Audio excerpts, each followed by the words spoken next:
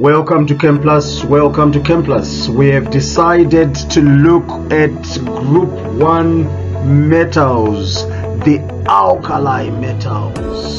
The alkali metals. One thing that we want to look at the beginning is the electron structure. Why are they in Group 1?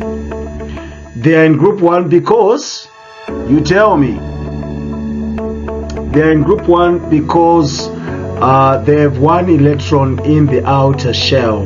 They've got one electron in the outer shell. That's why they are placed in Group 1. How do they react? How do the alkali metals react? They react by losing one electron to form a +1 charge. You might remember in ionic bonding, sodium reacting with chlorine. Sodium loses one electron to form +1, chlorine gains 1 to form -1. So alkali metals form a +1 charge. And one thing that we got to know about alkali metals is they've got the same properties, similar physical and chemical properties. Okay. Now, what do we notice about alkali metals? I've just picked the first 3 there. What do you notice as we go down the group? They become bigger. That means, since they react by losing an electron, if the electron on this one is there, it's very far from the nucleus. So it's easily lost compared to the electron in sodium is closer and in lithium is closer. That's why potassium is more reactive.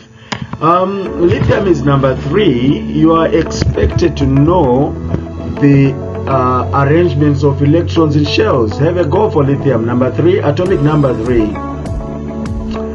2 shells, 2 inside, 1 outside. Sodium, atomic number 11. 2, 8, 1, 3 shells. So if an element has got 2 shells, what period is it in? Period 2. If an element has got 3 shells, what period is it in? Period 3. So if potassium is atomic number 19, how many shells does it have? How many shells? 4 shells, which means it's in period 4. You are widely expected to know the electron configuration. What is the electron configuration for lithium? What is the electron configuration for lithium? Well done, 2, 1. What is the electron configuration for sodium? Well done, 2, 8, 1. What is the electron configuration for potassium? I'm not going to tell you this one. Well done, 2, 8, 8, 1.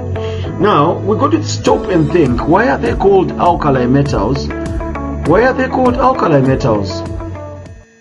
When we were carrying the experiment in the classroom, after we put sodium in water and we put indicator in the water, universal indicator, what color did we get? Blue, purple. They are called alkali metals because when they react with water, they produce alkalis.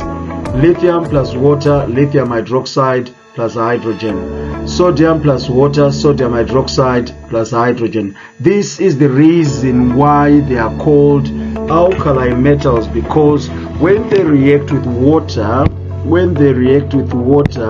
they do form these alkalis there. They form alkalis. Now, the most important thing that we want to look at today is what are the unusual properties of water, of alkali metals. What are the unusual properties of alkali metals? I beg your pardon. The unusual properties are: 1, they are very soft. You can cut them, slice them with a knife. 2, they are all very reactive. We don't expect metals to be that reactive, so these are unusual properties. And another unusual property, they are less dense. If you do your revision around the few minutes I've given you on this slide, you will be okay on alkali metals. I am going now. You should start taking your deep dives. Start taking your deep dives. Year 11 mocks. Start taking your deep dives. Year 10, year 9. Group 1 metals. Let's go.